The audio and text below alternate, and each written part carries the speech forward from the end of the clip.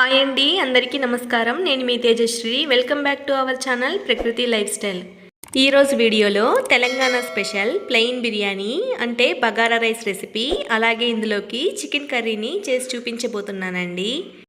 ఈ వీడియో ప్రత్యేకంగా కొత్తగా పెళ్ళైన అమ్మాయిలకు అలాగే బ్యాచిలర్స్కి యూస్ఫుల్గా ఉంటుందని ఈ వీడియో చేయడం అయితే జరిగిందండి.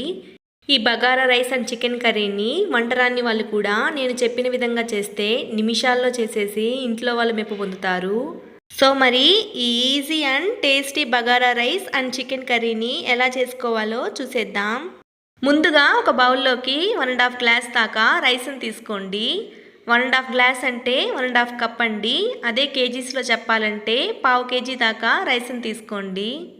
నేను ఇక్కడ సోనా మసూరా రైస్తో చేస్తున్నానండి. మీరు బాస్మతి రైస్తో చేయాలనుకుంటే అలా కూడా చేసుకోవచ్చు.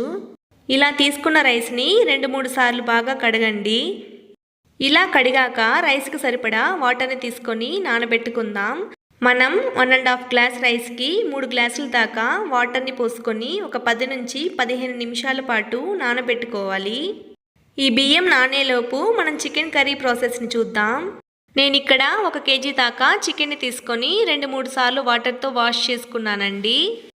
ఇప్పుడు వీటిని పక్కన పెట్టుకొని ఇందులోకి మసాలాను రెడీ చేసుకుందాం. దీనికోసం ఒక మిక్సీ జార్లోకి 2 సన్నగా తరిగిన ఆనియన్స్ వేసుకోండి. అలాగే 1/2 కప్పు సన్నగా తరిగిన అల్లం, 1/2 కప్పు దాకా వెల్లుల్లిని ఇలా తొక్క తీసేసుకొని వేసుకోండి. తర్వాత ఇంత చిన్న టమోటాని తీసుకొని ఇలా కట్ చేసి వేసేసుకోండి.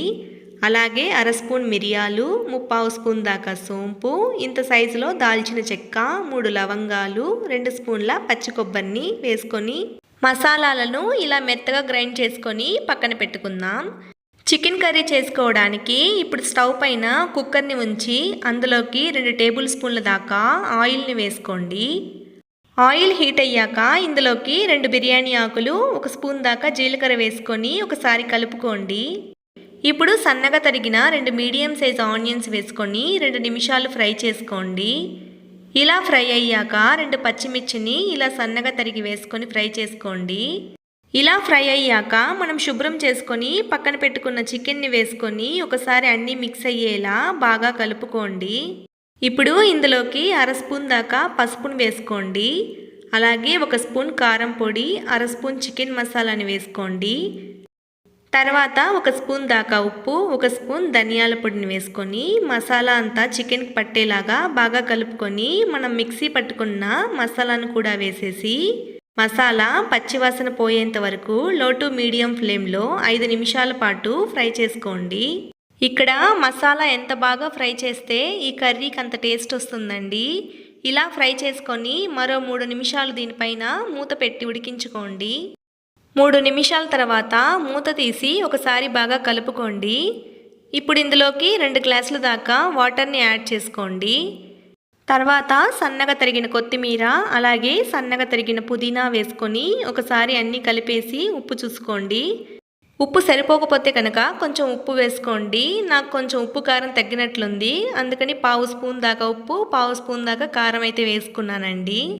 అలాగే మీకు ఉప్పు కారం ఎంతైతే తగ్గిందో అవి వేసేసుకొని అన్నీ బాగా ఒకసారి కలుపుకొని కుక్కర్ మూత మూసి ఒక 4 విజిల్స్ వచ్చేంత వరకు ఉడికించుకోండి. ఇది ఉడికేలోపు మనం బగారా రైస్ అయితే రెడీ చేసేసుకుందాం. స్టవ్ పైన ఒక కుక్కర్ని ఉంచి అందులోకి 2 టేబుల్ స్పూన్ల దాకా ఆయిల్ని, 2 స్పూన్ల దాకా నెయ్యిని వేసుకోండి. ఇప్పుడు ఇందులోకి ఒక దాల్చిన చెక్క, 2 స్టార్ అనాస, 3 యాలకులు, 3 లవంగాలు, 2 మరాఠీ మొగ్గ, 2 బిర్యానీ ఆకును వేసుకోండి. అలాగే 1/2 స్పూన్ దాకా జీలకర్రని వేసుకొని ఇవన్నీ ఒకసారి బాగా కలుపుకోండి. ఇలా కలుపుకున్న తర్వాత 2 మీడియం సైజ్ ఆనియన్స్ తీసుకొని ఇలా పొడవుగా సన్నగా కట్ చేసుకొని వేసుకొని ఆనియన్స్ని బాగా ఫ్రై చేసుకోండి. ఇప్పుడు 2 పచ్చిమిర్చిని, అలాగే 2 టేబుల్ స్పూన్ల దాకా అల్లం వెల్లుల్లి పేస్ట్ని వేసుకొని పచ్చివాసన పోయేంత వరకు కలుపుకోండి.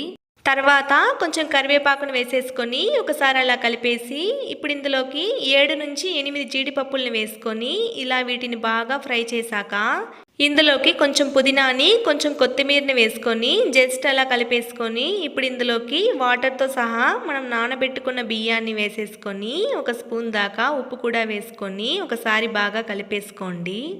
మనం ఇక్కడ వాటర్ని కొలుచుకోవాల్సిన అవసరం లేదండి. మొదటగానే రైస్ని నానబెట్టే ముందు మనం వాటర్ని కొలిచి పోసుకున్నాం కదా, ఇప్పుడు డైరెక్ట్గా వేసేసుకుంటే సరిపోతుంది. ఇప్పుడు కుక్కర్ మూత మూసి 3 విజిల్స్ వచ్చేంత వరకు ఉడికించుకోండి. 3 విజిల్స్ తర్వాత మూత తీసి చూస్తే గుమగుమలాడిపోతూ పొడి పొడిగా మన బగారా రైస్ రెడీ అయిపోయిందండి.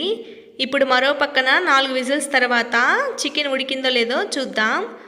మూత తీసి చూస్తే గ్రేవీ థిక్నెస్ అంతా పర్ఫెక్ట్గా వచ్చిందండి. అలాగే చికెన్ కూడా చక్కగా ఉడికిందండి.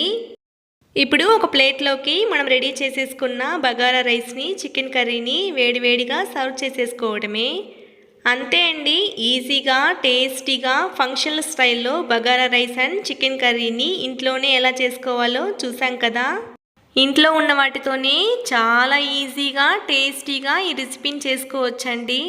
అలాగే ఈ వీడియో బిగినర్స్కి యూస్ఫుల్గా ఉంటుందని అనుకుంటున్నాను. మీరు కూడా ఒకసారి ట్రై చేసి మీకు ఎలా కుదిరిందో నాకు కమెంట్లో షేర్ చేసుకోవడం మర్చిపోవద్దండి. అలాగే ఈ వీడియో నచ్చినట్లయితే లైక్ చేసి సబ్స్క్రైబ్ చేసి మీ ఫ్రెండ్స్ అండ్ ఫ్యామిలీతో షేర్ చేయండి. Thank you for watching. Next వీడియోలో మరొక రెసిపీతో మళ్ళీ కలుద్దాం.